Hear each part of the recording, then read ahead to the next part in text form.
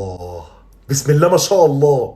بسم الله ما شاء الله، حاجة كفيلة انها تكرهك في الكرة واللي اخترعها. قائمة نادي الزمالك الأولية الرسمية التي سيخوض بها نادي الزمالك الموسم القادم. نادي الزمالك بيعلن عن قائمة لاعبيه التي تضم 28 لاعب، وغياب لبعض اللعيبة وانضمام 2 لعيبة انتهت فترة إعارتهم خارج نادي الزمالك. واللي يضايقك في الموضوع ان دي قائمة نادي الزمالك، اللي هي حرفيا قائمة العروسة بيبقى فيها حاجات أهم من كده. القائمة شهدت لغياب 3 لعيبة كانوا موجودين مع نادي الزمالك في الموسم الماضي: عمر جابر ومحبوب بن تايج وعبد الله السعيد. عمر جابر ومحمود بن تايج اوريدي مجددين عقدهم مع نادي الزمالك وهيكونوا موجودين في القائمة النهائية. اما عبد الله السعيد مش موجود لانه لسه لم يجدد عقده مع نادي الزمالك حتى الان، وبنسبة كبيرة عبد الله السعيد خارج نادي الزمالك في الموسم القادم. كما شهدت عودة 2 لاعبين كانوا معارين من نادي الزمالك في الموسم الماضي. اول واحد هو عمر فرج، مش ده لأ، المهاجم الفلسطيني عمر فرج اللي كان خرج إعارة من نادي الزمالك في الموسم الماضي،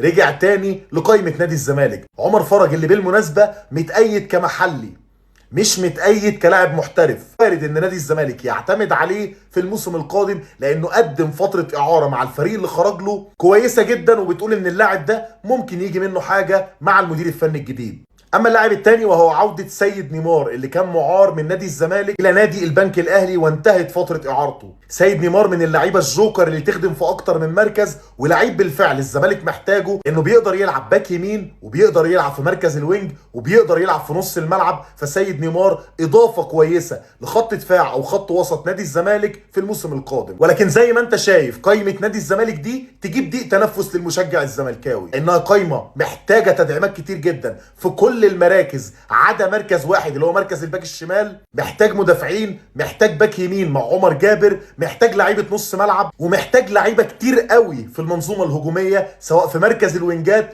او في مركز المهاجم الصريح. لكن المنظر ده ما ينفعش، القايمه دي حرفيا ما تاخدش دوره رمضانيه. فلازم نادي الزمالك يشتغل على ملف الصفقات اسرع من كده، وقبل ملف الصفقات انه يشتغل على المدير الفني اللي هيختار صفقاته، وان شاء الله يكون موسم موفق لنادي الزمالك وما نشوفش العبثيات اللي احنا شفناها على مدار الموسم اللي فات اللي ما كانش فيه اي حاجه مهمه حصل غير ان نادي الزمالك بدأ الموسم ببطوله السوبر الافريقي ونهى الموسم ببطوله كاس مصر. لكن على مدار الموسم المشجع الزملكاوي كان ناقص ينط من البلكونه.